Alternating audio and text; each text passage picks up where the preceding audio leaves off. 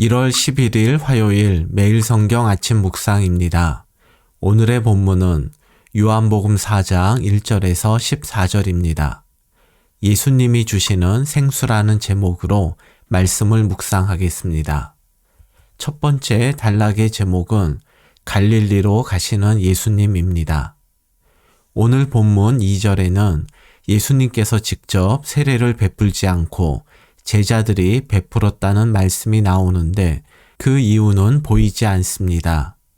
그런데 고린도전서 1장에는 바울이 세례를 베풀지 않은 이유가 나오는데 이를 통해서 예수님께서 직접 세례를 베풀지 않은 이유를 유추할 수 있습니다.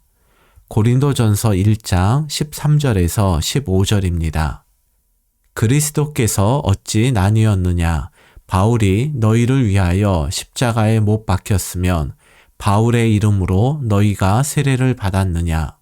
나는 그리스보와 가이오 외에는 너희 중 아무에게도 내가 세례를 베풀지 아니한 것을 감사하노니 이는 아무도 나의 이름으로 세례를 받았다 말하지 못하게 하려 함이라. 고린도 교회는 누구에게 세례를 받았느냐의 문제로 교회가 몇 갈래로 나뉘어 싸웠습니다.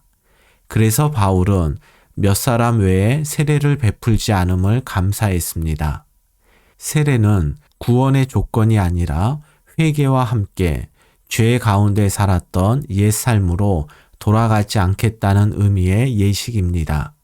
그런데 사람들은 이러한 의미는 생각하지 않고 세례 집례자가 누구인지를 중요하게 여기며 이를 자랑했습니다. 세례 요한에게 몰려갔던 사람들이 예수님께로 발걸음을 돌린 것도 마찬가지 이유라 생각합니다. 물을 포도주로 바꾸시고 유월절 기간에 많은 표적을 보이신 예수님이 베푸시는 세례가 세례 요한의 세례보다 훨씬 멋있고 특별하게 보였을 것입니다. 즉 사람들은 세례의 의미는 관심 밖이었고 오직 누구에게 세례를 받았는지만 중요하게 여겼습니다. 그래서 예수님은 세례의 가치가 세례 집례자의 능력이나 사회적 위치에 따라 달라지는 것이 아님을 알려주시기 위해 직접 세례를 베풀지 않으셨다고 생각할 수 있습니다. 예수님께서 직접 세례를 베풀지 않으셨다는 오늘 말씀 앞에서 우리도 세례의 형식만 붙잡고 그 의미와 내용은 외면한 채 살아오지는 않았는지, 지금 나는 세례 받기 전, 아니 예수님을 믿기 전 과거의 나와 과연 다른 삶을 살고 있는지를 점검해 봅시다. 1절을 다시 보겠습니다. 예수께서 제자를 삼고 세례를 베푸시는 것이 요한보다 많다 하는 말을 바리새인들이 들은 줄을 주께서 아신지라. 세례 요한을 따르던 사람들이 예수님에게 몰려갔습니다. 세례 요한의 영향력이 커지는 것을 주의 깊게 살피던 당시 종교 기득권자인 바리새인들의 감시망에 예수님이 들어왔습니다. 바리새인들이 보기에 예수님은 세례 요한보다 더 영향력이 강해 보이는 반체제 인물이었습니다.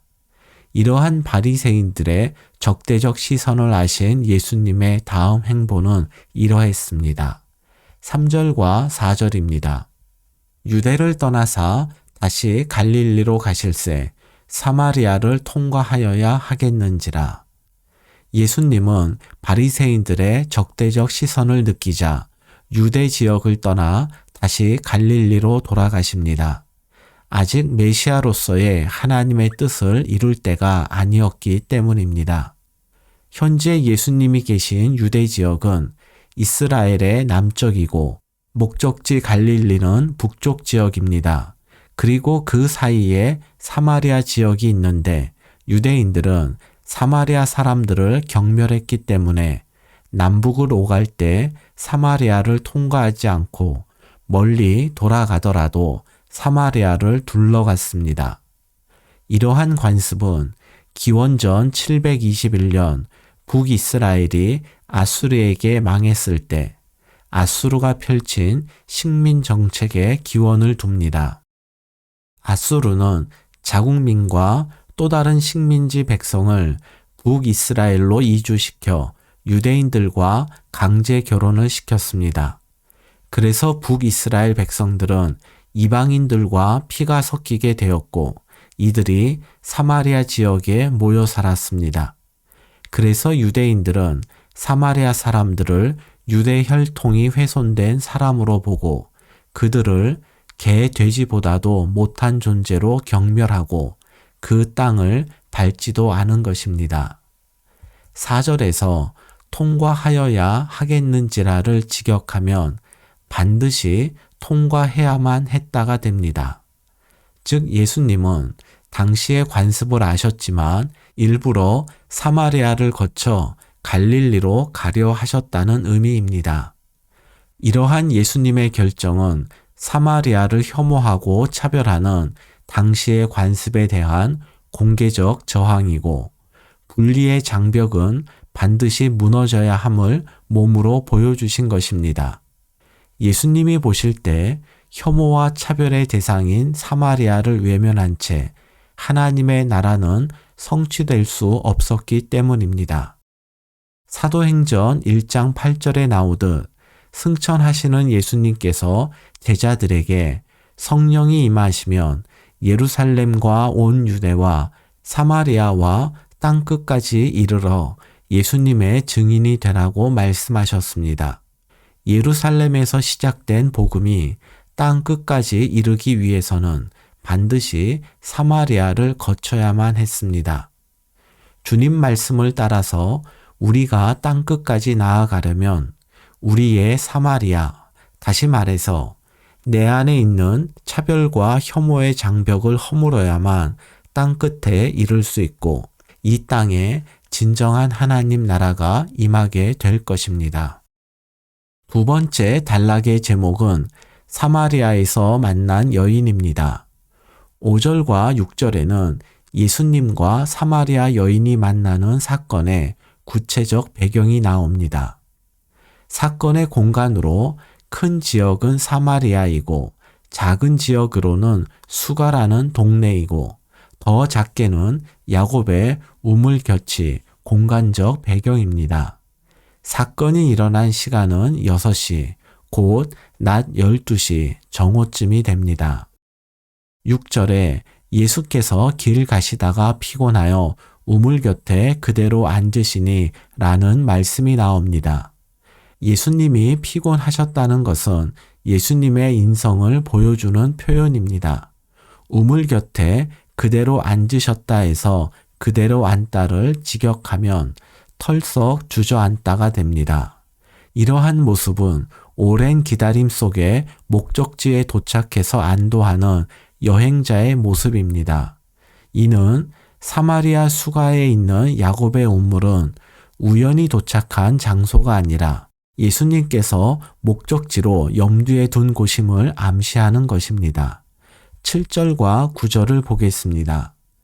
사마리아 여자 한 사람이 물을 기르러 왔음에 예수께서 물을 좀 달라 하시니 사마리아 여자가 이르되 당신은 유대인으로서 어찌하여 사마리아 여자인 나에게 물을 달라 하나이까 하니 이는 유대인이 사마리아인과 상종하지 아니함이러라.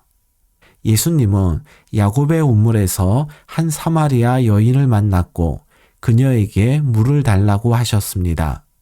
사마리아 여인은 유대인이 사마리아인과 상종하지 않는 당시의 관습을 언급하면서 자신에게 말을 건네는 예수님을 이상하게 여깁니다. 보통 유대인들은 태양빛이 뜨거운 정오에는 외출을 하지 않습니다. 그런데 이 여인이 정오에 물을 길러 나왔다는 것은 그녀가 다른 사람의 시선을 피하고 있음을 의미합니다. 즉 이 여인은 유대인들에게 차별받는 사마리아에 살면서 동시에 같은 사마리아 사람들에게조차 따돌림을 받는 존재였습니다.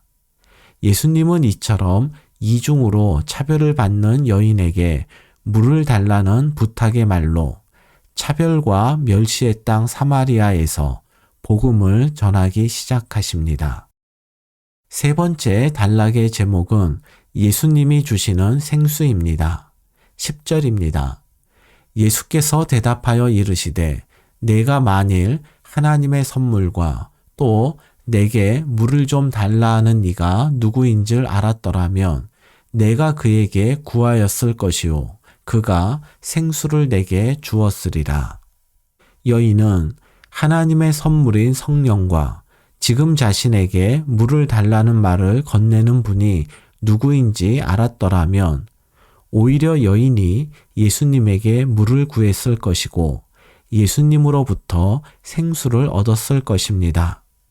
예수님과 생수의 의미를 깨닫지 못한 여인에게 예수님은 이렇게 말씀하셨습니다.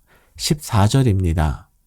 내가 주는 물을 마시는 자는 영원히 목마르지 아니하리니 내가 주는 물은 그 속에서 영생하도록 솟아나는 샘물이 되리라. 14절 각 단어가 모두 중요하지만 마지막에 나오는 단어만 보겠습니다. 예수님께서 주신다는 생수가 14절에서는 샘물로 바뀌어 나옵니다. 우물물로 시작된 대화가 샘물로 바뀐 것입니다. 우물물은 사람이 파한 우물에서 얻은 물로 그 물은 언젠가는 마를 것입니다. 그러나 샘물은 사람이 아니라 하나님께서 만드신 샘에서 얻는 물로 샘의 물은 마르지 않습니다. 사람이 만든 우물물은 목마름에 대한 일시적 해결책은 될 수 있으나 영원한 해결책은 못 됩니다. 이처럼 구원은 인간의 노력으로 이룰 수 없고 오직 하나님께로부터 임하는 은혜로만 가능합니다. 그리고 예수님께서 주시는 생수가 영원히 목마르지 않는 샘물이라는 말씀은 예수님이 곧 하나님께서 주시는 은혜의 샘이란 뜻입니다. 인생의 목마름은 사람이 만든 우물에서 얻는 우물물이 아니라 예수님이라는 샘에서 나오는 샘물로만 해결할 수 있습니다. 오늘도 하나님의 말씀 속에서 길어올리는 은혜의 샘물과 생수로 인생의 목마름을 해결하는 은혜가 있기를 축복합니다.